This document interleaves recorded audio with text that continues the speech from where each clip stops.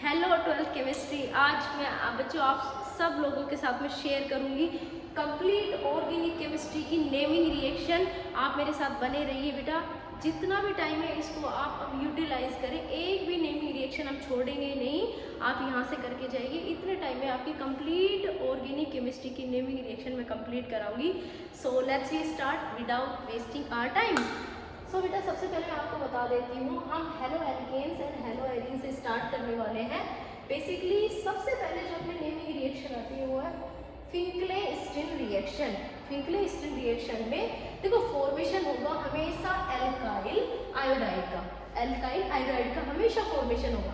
अच्छा, इसको आइडेंटिफाई कैसे करें कि फिंकले-स्टीन रिएक्शन में क्या बन सकते हैं। देखो F के बाद में क्या आ रहा है, आई, तो डेफिनेटली जब आप एल्काइल हैलाइड से ही कोई दूसरा एल्काइल हैलाइड बनाओगे तो वो एल्काइल आयोडाइड होगा। तो फॉर्मेशन किसका होगा, हमेशा एल्काइल आयोडाइड का। तो देखो इधर जो मैंने रिएजेंट लिया है वो फिक्स है, सोडियम आयोडाइड NaI के साथ में रिएक्शन कराई और यहाँ पर मैंने इसको जोड़ दिया तो क्या बना, Ri। कैसे हमने पहचाना इसको, F के बाद में I आ रहा है तो फिंकले-स्टीन में I for iodine, I for iodide. Done, naming reaction 1 is done. Second है बेटा स्वार्ट्स रिएक्शन। अच्छा, स्वार्ट्स रिएक्शन में एमसीक्यू के चांस ज़्यादा होते हैं। एमसीक्यू में कैसे पूछते हैं कि कौन सा रिएजेंट है जो स्वार्ट्स रिएक्शन में यूज नहीं होता, तो हमेशा ध्यान रखना AgF, Hg2F2, COF2, SbF3, इन चारों रिएजेंट्स में से कोई भी रिएजेंट आता है वो अपना यूज होगा, इसके अलावा कोई और यूज नहीं होगा। डन। अच्छा, AgF क्या आ रहा है सबके बीच में कॉमन, आप देख रहे हो ना, फ्लोरीन फ्लोरीन फ्लोरीन, तो डेफिनेटली आप इस बार ArF एल्काइल फ्लोराइड बनाओगे। क्या बनाओगे, एल्काइल फ्लोराइड। तो हमेशा ध्यान रखना मेरे बच्चों कि जब भी आप स्वार्ट्स रिएक्शन अपने दिमाग में रखो तो रिएजेंट याद कर लो, कोई भी एक रिएजेंट, जैसे AgF तो इसमें F आ रहा है तो क्या बनेगा, alkyl fluoride. Done, Swarts reaction done. Okay, very good. अब नेक्स्ट है बेटा सैंडमेयर रिएक्शन। सैंडमेयर रिएक्शन हमेशा जो आप डायोजेनियम रिएक्शंस काफी बार पढ़ चुके हैं ना, डायोजेनियम रिएक्शन में क्या करना है, क्यूप्रस हैलाइड लेना है, क्यूप्रस हैलाइड, और उसके बाद में हमारा एराइल हैलाइड का फॉर्मेशन हो जाएगा। ये होता अपना सैंडमेयर रिएक्शन। बेंजीन के साथ में N2X, N2 यहाँ से लेफ्ट और बाहर हो जाएगा और X यहाँ पर अटैच हो जाएगा, that is Sandmeyer reaction. Done. अगला है बेटा Wurtz reaction. Wurtz reaction, Wurtz Fittig and Wurtz Fittig reaction, तीनों में एक कॉमन बात है। वो कॉमन बात क्या है कि सबके साथ में सोडियम मेटल रिएक्ट कर रहा है, सबके साथ में सोडियम मेटल रिएक्ट कर रहा है। अच्छा, इसमें फॉर्मेशन किसका होता है, जब आप वुड्स रिएक्शन की बात करते हो तो हमेशा एल्केन का फॉर्मेशन होगा। जैसे मैं कह रही हूँ कि हाइड्रोकार्बन कोई भी ले लीजिए, जैसे सपोज करो मैथेन है, एथेन है, प्रोपेन है, तो हम यहाँ पर हमेशा दो एल्काइल हैलाइड की ही रिएक्शन कराएंगे। दो एल्काइल हैलाइड मैंने यहाँ पर लिए हैं, 2 मोल मैंने किसके लिए, सोडियम मेटल के, और इसकी जो रिएक्शन करानी है वो ड्राई ईथर की प्रेजेंस में करानी है। हमेशा हाइड्रोकार्बन का फॉर्मेशन होगा और वो हाइड्रोकार्बन कौन होंगे, एल्केन। डन, एल्केन, ठीक है, ये बाहर निकल जाएगा। अगला बेटा फिटिंग रिएक्शन। देखो जब आपने वुड्स रिएक्शन में एल्काइल हैलाइड लिया है तो फिटिंग रिएक्शन में आपने एराइल हैलाइड का यूज करना है। डन। अब देखो एराइल हैलाइड में मैंने 2 ले रखी, मेटल अभी भी सेम है, सोडियम मेटल के प्रेजेंस में रिएक्शन कराना है। अब एक बात बताओ बेटा मुझे, अगर मैं इस H को गायब कर दूँ इस N के साथ में तो मेरे पास में तो फिर से बेंजीन ही बची, तो मैंने दोनों बेंजीन को एक दूसरे के साथ में जोड़ दिया। तो इसको मैं क्या बोल रही हूँ कि बायफिनाइल का क्या होगा, बायफिनाइल हमारी यहाँ पर बनेगी और NaX अगेन बाहर। अब दोनों को जोड़ दो, Wurtz plus Fittig, alkyl halide plus aryl halide. देखो alkyl halide plus aryl halide, दोनों को मैंने अटैच कर दिया, दोनों के X बाहर कर दो, तो ये जो R है ये इसके साथ में जुड़ेगा तो क्या बनेगा बेटा, जैसे सपोज करो ये RCS3 है तो दैट इज टॉलिन। क्या बनेगा, टॉलिन। डन, वेरी गुड बेटो। तो वुड्स रिएक्शन में एल्काइल हैलाइड, फिटिंग में aryl halide, and Wurtz Fittig reaction में alkyl halide plus aryl halide. और करना क्या है इसमें, सब में RAR को आपस में जोड़ना है। ओके, चलो ये नेक्स्ट रिएक्शन बेटा जो अपनी स्टार्ट हो चुकी है अल्कोहल, फिनोल और ईथर की। देखो जितनी भी अल्काइल हैलाइड और है जो थी हमने कंप्लीट कर ली। अब पढ़ेंगे हम अल्कोहल, फिनोल और ईथर की इंपॉर्टेंट रिएक्शन। और उसमें से अगर कॉल्बे नहीं पढ़ी तो हमने क्या ही पढ़ा, तो कॉल्बे को हम कैसे पहचानेंगे कॉल्बे रिएक्शन है। हमेशा बेटा इस बात का ध्यान रखना, जो फिनोल होगा ना फिनोल, उसके साथ में नंबर 1 जो रिएक्ट करेगा वो CO2 आपको गिवन होगी। जैसे CO2 आती है तो इस बात का ध्यान रखना कि अब जो ऑर्थो पोजीशन होगी उसमें कार्बोक्सिलिक एसिड को जोड़ देना। डन। देखो सबसे पहले जो आप प्रोसीजर करते हो ये H हट जाएगा, ठीक है, H2O बाहर, बचा क्या भाई, Na बचा। तो ये तुमने कई बार पढ़ लिया, सोडियम फिनोक्साइड, क्या बनेगा, sodium phenoxide. Done.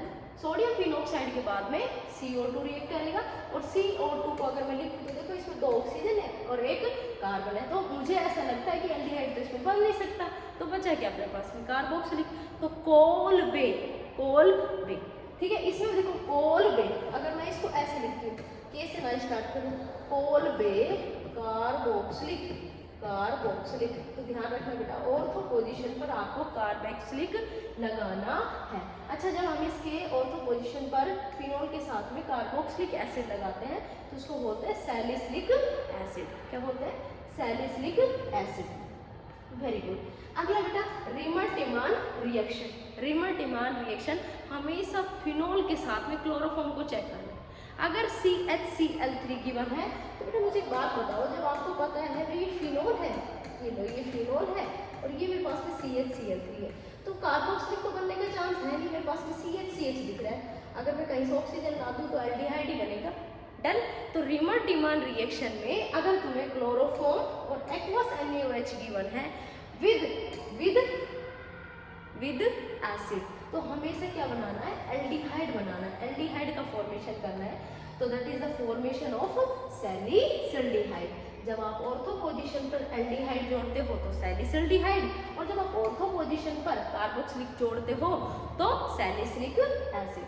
Very good बेटा, बस इस चीज का ध्यान रखना, क्लोरोफॉर्म और एक्वस NaOH के साथ में हमेशा एल्डिहाइड का ही फॉर्मेशन होगा, और क्योंकि बेंजीन रिंग से जोड़ रहे हो और फिनोल उसमें ऑलरेडी प्रेजेंट है, पूरा फिनोलिक ग्रुप है, तो आप सैलिसिल्डिहाइड ही बनाओगे। Again most important reaction ether से आ गई है, Williamson ether synthesis. We know ether का फॉर्मेशन होता है वो सिमेट्रिकल भी हो सकता है और अनसिमेट्रिकल भी हो सकता है। मतलब सिमेट्रिकल कैसे है, जैसे मैं कहती हूँ कि इस ऑक्सीजन के दोनों तरफ सेम है ये, दैट इज सिमेट्रिकल। और अगर मैं ये ग्रुप चेंज कर दूँ लाइक CH3 CH2, ठीक है, तो ये वाली चेन अलग, ये वाली चेन अलग, दोनों अलग हो गई, ठीक है। सिमेट्रिकल और अनसिमेट्रिकल एल्कीन, सिमेट्रिकल और अनसिमेट्रिकल ईथर का फॉर्मेशन होता है विलियमसन ईथर सिंथेसिस में। क्या प्रोसीजर होता है, हमेशा एल्काइल हैलाइड का आप सोडियम एल्कोक्साइड के साथ में रिएक्शन कराओगे, सोडियम एल्कोक्साइड के साथ में रिएक्शन कराओगे तो ये Na और ये X का बचा क्या, इसका R, इसका O और इसका R, इन दोनों को अटैच करा दो, क्या बनेगा ROR डैश। सेम भी हो सकता है, डिफरेंट भी हो सकता है, NaX आपका बाहर हो गया। अच्छा, इसमें लाइक MCQ कोई क्वेश्चन बन जाए है तो हमेशा ध्यान रखना बेटा, विलियमसन ईथर सिंथेसिस में हमेशा SN2 का अटैक होता है, इन्वर्जन अटैक होता है। क्या होता है, इन्वर्जन अटैक होता है।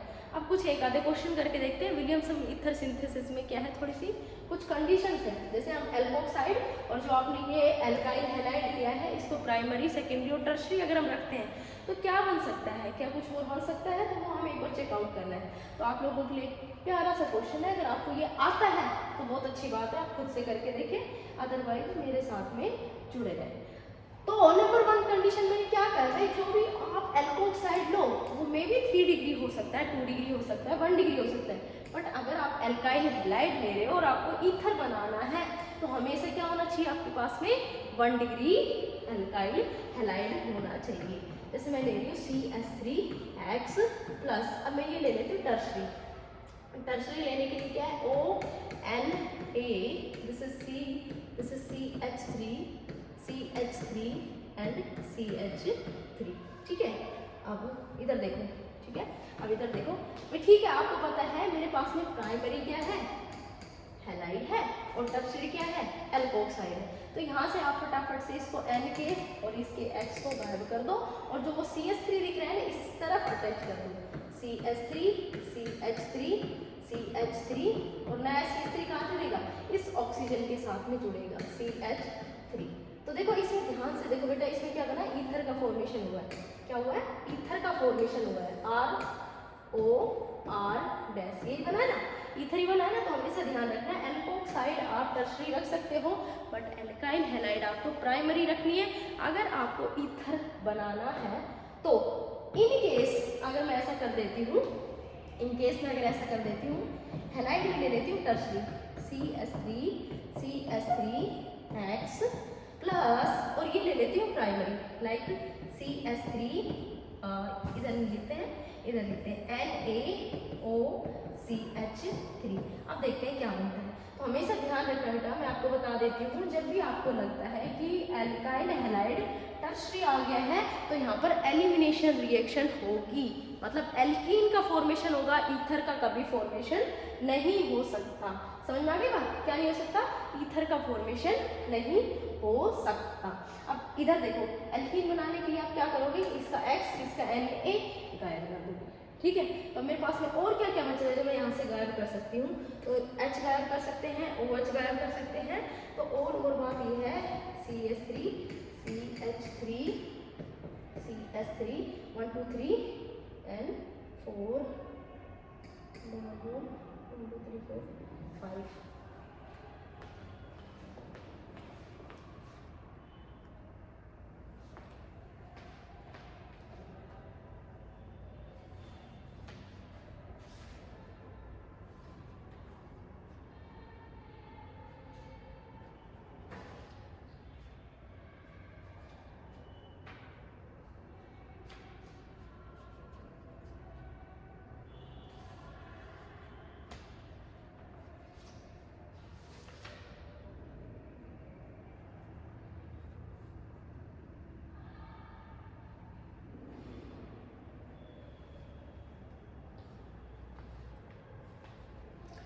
तो ये CH3X गायब प्लस सॉरी ये NaX गायब, NaX प्लस ये CH3 ये O और इसका H CH3OH। क्या बचा हमारे पास में, ये वाला बचता है, इस कार्बन के साथ में दो तरफ CH3 CH3 1 and double bond CH2। तो देखो किसका फॉर्मेशन हुआ है, एल्कीन का फॉर्मेशन हुआ है, ठीक है। अब अगला आ जाता है फ्रीडिल-क्राफ्ट रिएक्शंस। फ्रीडिल-क्राफ्ट रिएक्शन का सिंपल फंडा है, एनहाइड्राइड AlCl3 आपको मिलेगा और दो रिएक्शंस होती है, एल्काइलेशन और एसाइलेशन। एल्काइलेशन में क्या होता है, एल्काइल हैलाइड के साथ में, और एसाइलेशन में एसाइल क्लोराइड या एसिटिक एनहाइड्राइड इनके साथ में रिएक्शन होती है, ठीक है। और हमेशा आपको लुईस एसिड एनहाइड्राइड AlCl3 मिलेगा। करना है कि आपको, जैसे बेंजीन रिंग है, इसमें आपको पता है कि बेंजीन का नेचर कैसा होता है, थोड़ा सा मोर इलेक्ट्रोनेगेटिव होता है एज कंपेयर टू एल्केन। तो अगर सपोज करो मैं ये बॉन्ड ब्रेक करती हूँ, इस पे नेगेटिव चार्ज और इस पे पॉजिटिव चार्ज, तो ये पॉजिटिव चार्ज इस पे अटैक करेगा नेगेटिव पे, तो ये क्या बना, टाउलिन बना है। क्या बना है, टाउलिन। इसको हम बोलते हैं मिथाइल बेंजीन। अगेन बेटा एसाइलेशन, एसाइलेशन में हम क्या करेंगे, बेंजीन के साथ में एसाइल क्लोराइड की रिएक्शन कराएंगे, यहाँ से अगेन बॉन्ड ब्रेक करेंगे, तो ये जो कार्बन है इस पर अटैक करेगा, तो क्या बना, COCH3 that is acyl benzene. ये फिक्स है, एल्काइलेशन और एसाइलेशन सब जगह सेम होगा, बस चेंज इतना हो सकता है, जैसे मैं सपोज करो मैं फिनोल की एल्काइलेशन करा रही हूँ, तो यहाँ पर बस इस पोजीशन पर ये CH3 नहीं जुड़ेगा, इस पे लग जाएगा या फिर इस पे लग जाएगा, ठीक है, या तो ऑर्थो पे या फिर पैरा पे, क्योंकि एक पोजीशन ऑलरेडी इसकी पैरा की जो है बिजी है, तो यहाँ पर ये अटैच नहीं हो सकता, ठीक है। अगला बेटा रोजेनमुंड रिएक्शन, एल्डिहाइड कीटोन से अगेन अपनी नेमिंग रिएक्शन आ गई है, रोजेनमुंड रिएक्शन। अच्छा, इसको हम कैसे याद करेंगे, बहुत इंपॉर्टेंट रिएक्शन है, ये फिक्स है कि हमेशा बेंजल्डिहाइड यानी एल्डिहाइड ग्रुप का ही फॉर्मेशन होगा। देखो D4D, तो जब तुम्हें पैलेडियम मिले, नॉट Pb प्लम्बस नहीं, जब तुम्हें पैलेडियम के साथ में BSO4 या बॉइलिंग जाइलिंग लिखा हुआ है तो हमेशा इस बात का ध्यान रखना बच्चों, यहाँ से Cl गायब कर दो और H यहाँ पर अटैच कर दो, तो क्या बनेगा CHO। पैलेडियम BSO4 के साथ में जब तुम रिएक्शन कराते हो तो Cl ग्रुप हट जाता है और H ग्रुप जुड़ जाता है, दैट इज रोजेनमुंड रिएक्शन और एल्डिहाइड का फॉर्मेशन होता है। कैसे करा? रोजेनमुंड D4D, पैलेडियम जब आएगा तभी ये रिएक्शन होगी, उससे पहले नहीं हो सकती। और जो इसमें रिएक्टिंग जो ग्रुप है वो है COCl। इस बात का ध्यान रखना, बेंजीन के साथ में क्या है COCl, ठीक है। अगला देखते हैं स्टीफन रिएक्शन। अच्छा इसमें क्या आ रहा है? अल्फाबेट देखो, S for SnCl2। जब भी तुम्हें SnCl2 मिले तो इस बात का ध्यान रखना कि दैट इज स्टीफन रिएक्शन। इसमें अगेन हम क्या कराएंगे बच्चों? इसमें हम again C triple bond N, अगर मैं इसको किसी भी तरह से एल्डिहाइड ग्रुप में चेंज कर दूं तो तब क्या बनेगा? RCHO। तो मेरा पूरा बस ध्यान इसी पे है कि मैं किसी भी तरह से इसको CHO में चेंज कर दूं। वो कब हो सकता है? वो तब हो सकता है जब मैं पहले इसका रिडक्शन कराऊं, और रिडक्शन के लिए मुझे एक अच्छे एसिड की जरूरत पड़ेगी, that is SnCl2 plus HCl gives CH double bond NH। एक बॉन्ड यहाँ से हट गया, रिड्यूस हो गया है, HH यहाँ पर अटैच हो गए हैं। अब मैं इसको हाइड्रोलिसिस करा देती हूँ, एसिडिक हाइड्रोलिसिस जब मैं कराती हूँ तो ये जो ग्रुप है ये NH3 में चेंज हो जाएगा। NH3 अमोनिया गैस बाहर, बचा क्या? Aldehyde group. क्या बचा? एल्डिहाइड ग्रुप, ठीक है। That is Stephen reaction, S for SnCl2। आगे है एटार्ड रिएक्शन। क्या पहचान है एटार्ड रिएक्शन की? एटार्ड रिएक्शन में हमेशा या तो हाइड्रोकार्बन या सब्स्टिट्यूटेड हाइड्रोकार्बन।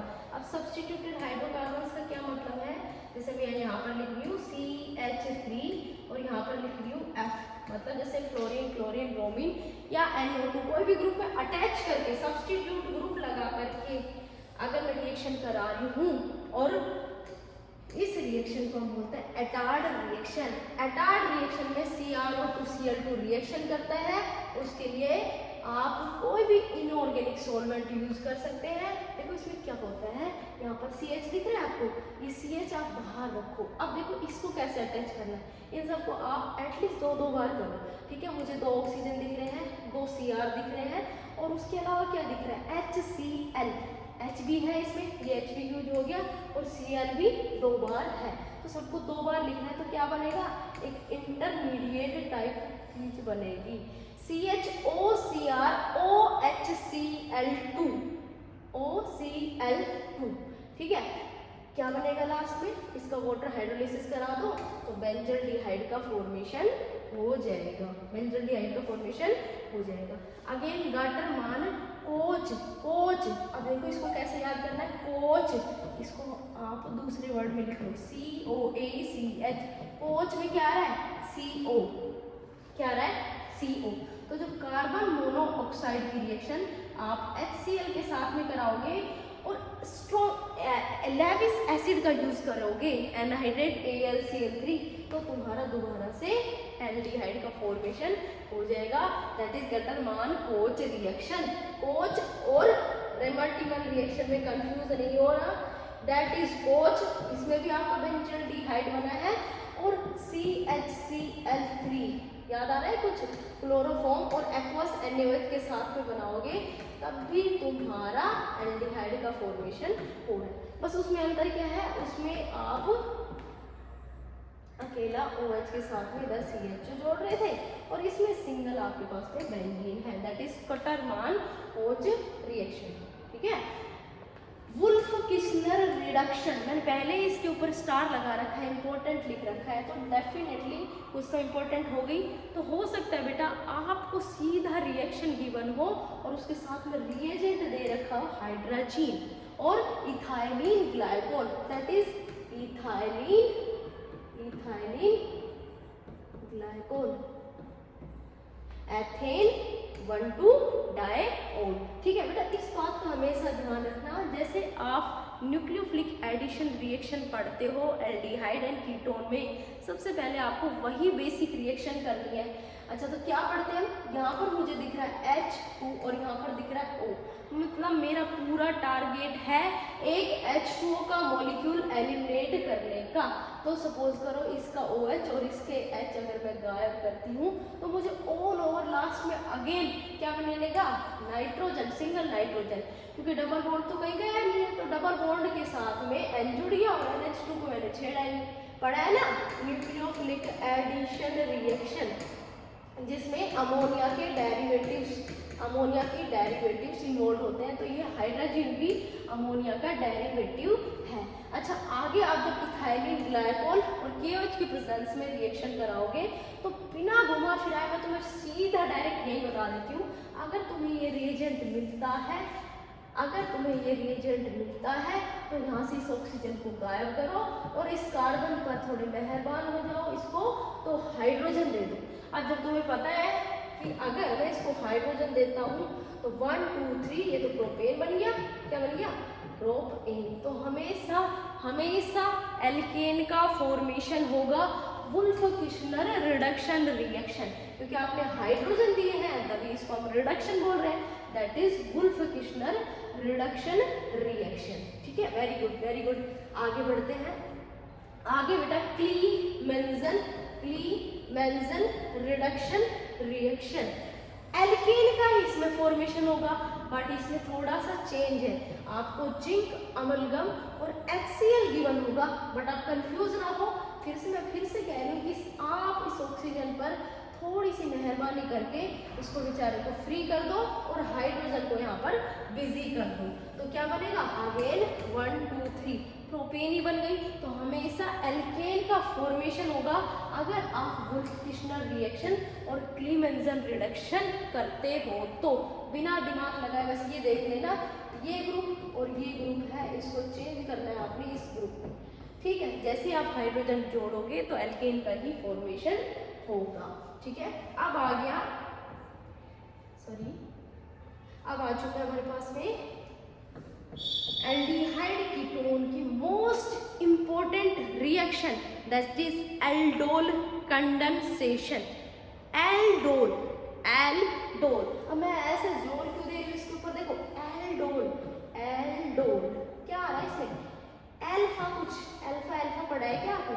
तो जिसके पास में अल्फा हाइड्रोजन होते हैं वो सारे एल्डोल कंडेंसेशन शो करते हैं। अच्छा, एल्डोल कंडेंसेशन की क्या मोस्ट इंपॉर्टेंट पॉइंट है? मोस्ट इंपॉर्टेंट पॉइंट यही है बच्चों, यहाँ पर जब भी तुम रिएक्शन देखते हो सकता है आपको गिवन एक ही एल्डिहाइड हो सकता है आपको एक ही एल्डिहाइड गिवन हो, बट वो आपको खुद से कंसिडर करना है, 2 लिख लेना। एक एल्डिहाइड सेम रहेगा, कोई चेंज नहीं होगा, और एक एल्डिहाइड रिड्यूस हो जाएगा। तो देखो मैंने इस एल्डिहाइड का ग्रुप रिड्यूस कर दिया और इस एल्डिहाइड में कोई चेंज नहीं किया, दोनों को जोड़ दिया। इसमें भी 2 carbon, 1 carbon 2 carbon 3 carbon 4 carbon, मतलब टोटल 4 कार्बन है, बट एक कार्बन के साथ में एल्डिहाइड के साथ में नो चेंज, और एक एल्डिहाइड के पास में आप उसको OH में चेंज कर रहे हो। That is aldol condensation reaction. अच्छा, तो आपके सामने क्वेश्चन भी आ गया, इसको करके देखना। एल्डोल कंडेंसेशन रिएक्शन में देखो बेटा क्या होता है, लास्ट में जो प्रोडक्ट बनता है ना उसमें इस वाले एल्डिहाइड के साथ में जो कार्बन होता है उसका हाइड्रोजन और इसका OH दोनों फरार हो जाते हैं, गायब हो जाते हैं। अगर मैं यहाँ से H2O निकालूंगी तो भाई इस हाइड्रोजन की मजबूरी है अपने इलेक्ट्रॉन इधर शेयर करेगा, और अगर इलेक्ट्रॉन इधर शेयर होंगे तो क्या बनेगा? CH3 CH double bond CH single bond CHO।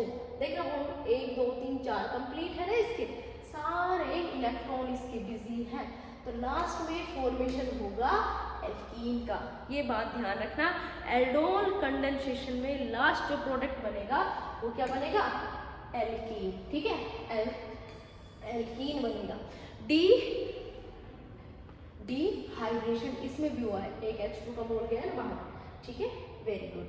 अब आ जाते हैं कैनिजारो, बेचारा पहले ही मना कर रहा है, no no no no, I have no alpha hydrogen. Haryana में मना करते हैं ना, कोनी, मेरे पास कोनी, तो कोनी मतलब वो मना कर रहा है मेरे पास में क्या नहीं है, एल्डिहाइड में या तो अल्फा हाइड्रोजन होता है या फिर नहीं होता। तो कैनी मना कर रहा है बेचारा मेरे पास में, जहाँ अल्फा हाइड्रोजन नहीं है वहाँ कैनिजारो रिएक्शन होगी, और इस रिएक्शन को हम बोलते हैं डिस्प्रोपोर्शनेट रिएक्शन। डिस्प्रोपोर्शनेशन रिएक्शन क्या मतलब इसका, एक का अगर आपके पास में दो एल्डिहाइड है तो एक का होगा रिडक्शन और दूसरे का होगा ऑक्सीडेशन। समझ आई बात, मैं क्या कहना चाह रही हूँ, कैनिजारो रिएक्शन में एक एल्डिहाइड OH में चेंज होगा और एक एल्डिहाइड COOH में चेंज होगा। समझ में आ गई बात, कार्बोक्सिलिक एसिड भी बनेगा और इसमें अल्कोहल का फॉर्मेशन भी होगा। अच्छा, उसमें जब आप एल्डोल कंडेंसेशन की बात करते हो बेटा, तो हमें से ध्यान रखना डाइल्यूट NaOH यूज होता है, बट जब हम कैनिजारो रिएक्शन का नाम लेते हैं तो इसमें कंसंट्रेट NaOH गिवन होगा, और वो भी कितना, 50%, 50%। अब वो KOH भी हो सकता है, ठीक है। चल लेट्स सी, सबसे पहले हम नंबर 1 रिएक्शन को देख लेते हैं। आपको गिवन है ये वाला एल्डिहाइड, तो एल्डिहाइड के अगले कार्बन के साथ में, जैसे मैं कहती हूँ ये कार्बन और ये कार्बन, ये एल्डिहाइड, तो ये अल्फा कार्बन और इससे जो अटैच हाइड्रोजन वो अल्फा हाइड्रोजन। तो देखो इधर कोई कार्बन है क्या, तो इधर नो अल्फा हाइड्रोजन, कोई अल्फा हाइड्रोजन नहीं है। मैंने कंसंट्रेट NaOH डाला, NaOH डालते ही एक, क्योंकि मेरे पास में कभी आपको यहाँ पर दिखाएगा नहीं, बट 2 मोल आपको एल्डिहाइड या कीटोन गिवन होंगे, ठीक है।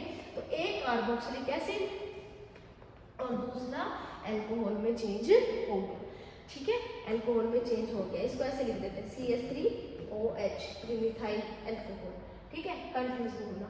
अगर आप खुद से ट्राई करके देखो मैंने दोनों तरीके से लिख दिया है, आपकी समझ में आ रहा होगा। अगर मैं बेंजल्डिहाइड की रिएक्शन कराती हूँ, अगेन कंसंट्रेट NaOH 50%, तो आपको इस बात का ध्यान रखना है, वेरी वेरी इंपॉर्टेंट रिएक्शन। कई बार पूछता है A क्या होगा और इसमें B क्या होगा, ठीक है, ऐसे भी आ सकता है और डायरेक्ट नेमिंग से भी आ सकता है। तो हमेशा ध्यान रखना, अगर तुम्हें ऐसा केस मिलता है तो एक तो आपका बेंजाइल आपने पढ़ा है, बेंजाइल अल्कोहल, बेंजाइल अल्कोहल का फॉर्मेशन होगा, और एक सोडियम बेंजोएट या पोटेशियम बेंजोएट। यहाँ पर मैंने H सीधा लगा दिया है, आप कंफ्यूज ना हो। लास्ट में COO क्या डाला हमने, Na, सोडियम बेंजोएट का फॉर्मेशन होगा, सोडियम बेंजोएट का। देखो इसका रिडक्शन हो गया, मैंने कोई चेंज नहीं किया, बस इस फंक्शनल ग्रुप में चेंज किया। एक एल्डिहाइड था क्योंकि मैंने 2 मोल ले रखे, तो एक एल्डिहाइड किसमें चेंज हो गया, अल्कोहल में, और दूसरा कार्बोक्सिलिक एसिड में। इसका हो गया रिडक्शन, इसका हो गया ऑक्सीडेशन। डन। चलो अब ये रिएक्शन बेटा आप करके देखोगे, ये रिएक्शन आप करो, ट्राई करो, हो जाएगी आराम से। चलो विदाउट वेस्टिंग आवर टाइम, हमें पता है कि अपने आप से मानना है कि ये 2 है, ठीक है। अगर 2 है तो आप फटाफट से मुझे बता दो क्या बन सकता है। कोई चेंज नहीं करूँ मैं इधर, मैं सिर्फ इस फंक्शनल ग्रुप को टारगेट करूँगी क्योंकि ऑलरेडी गिवन है 50% NaOH है। तो मैं बिना टाइम वेस्ट करे एक का ऑक्सीडेशन करूँगी और दूसरे का रिडक्शन, ठीक है। तो सपोज करो मैंने ये कर दिया, Na है ना, Na डाल दिया, और इधर की तरफ क्या है CH2, तो ये लगा दो CH2OH। तो यहाँ पर अल्कोहल बन गया, यहाँ पर सोडियम कार्बोक्सिलेट, ठीक है, सोडियम कार्बोक्सिलेट। चलो आगे बढ़ते हैं फटाफट से। कोलबे इलेक्ट्रोलिसिस रिएक्शन, ये हमने 11th क्लास में भी पढ़ी है, फिर से बता देती हूँ।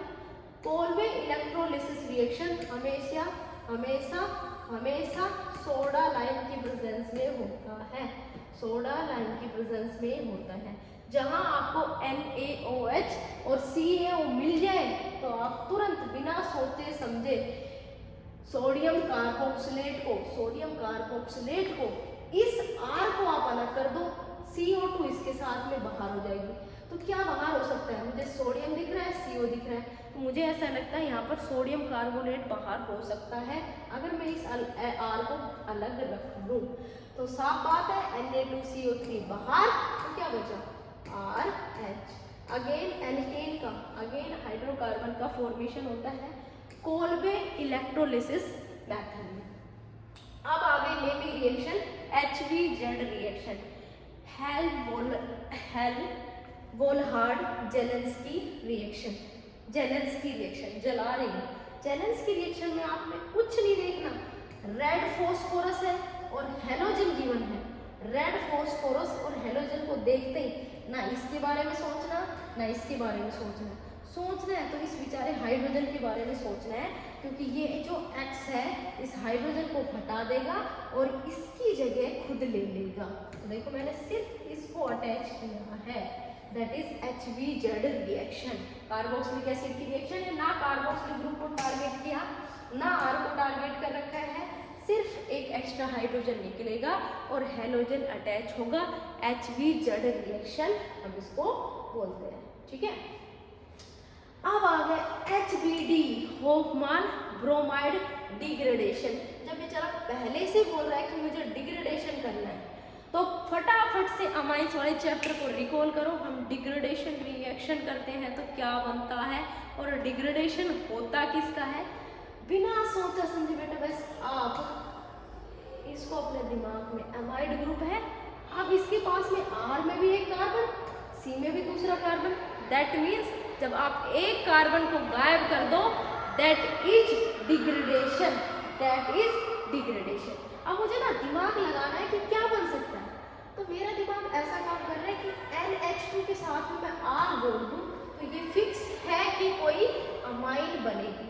अच्छा अमाइन बनेगी तो क्या बचेगा भाई, CO बचता हुआ दिख रहा है मुझे और Br2NaH के साथ में रिएक्शन हो रही है, तो इसको मैं कैसे बाहर कर सकती हूँ, तो मैं ऐसा करती हूँ सोडियम के साथ इस Br को गायब करने की कोशिश करती हूँ, हो गया NaBr, ठीक है। अब भी मुझे ऐसा लग रहा है कि मेरे पास में सोडियम एक्स्ट्रा है, तो मैं फिर से कार्बोनेट, सोडियम कार्बोनेट बाहर कर दूंगी।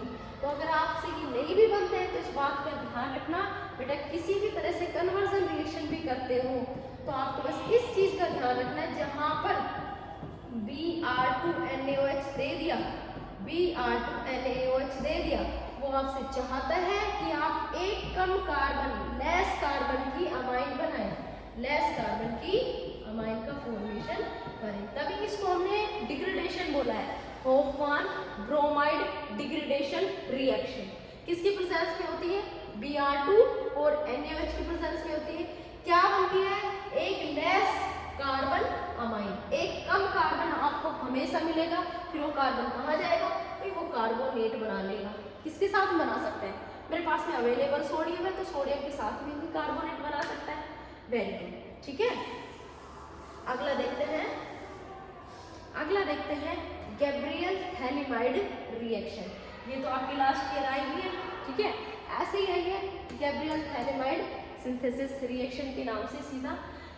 इसमें खास बात ये बेटा, आप हमेशा प्राइमरी अमाइंस ही बना सकते हो, ठीक है। यहाँ आप KOH एल्काइल हैलाइड और NaOH रिएक्शन के ऊपर देखोगे। क्या करना है आपने सबसे पहले लेना है थैलामाइड। क्या होता है थैलामाइड, COONH,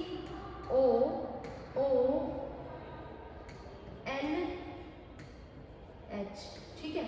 KOH के साथ में रिएक्शन करो, KOH के साथ में ये एक H2O माइनस H2O बाहर, तो मुझे यहाँ पर फ्री कौन, हमारा कौन दिख रहा है, मुझे यहाँ पर फ्री दिख रहा है, मुझे यहाँ पर फ्री दिख रहा है पोटेशियम, तो इसके साथ में अटैच कर दो, हाइड्रोजन आपने बाहर कर दिया तो Na पॉजिटिव, ठीक है। आगे क्या ले रखा है हमने, एल्काइल हैलाइड, एल्काइल हैलाइड। अब किसको टारगेट करना है, अब टारगेट करना है इस पोटेशियम को और इस X को, ये और ये माइनस कर दो KX, तो क्या बचा R, किसके साथ में जोड़ना है, इसके साथ में, ठीक है। इसमें तो कोई चेंज करना नहीं है,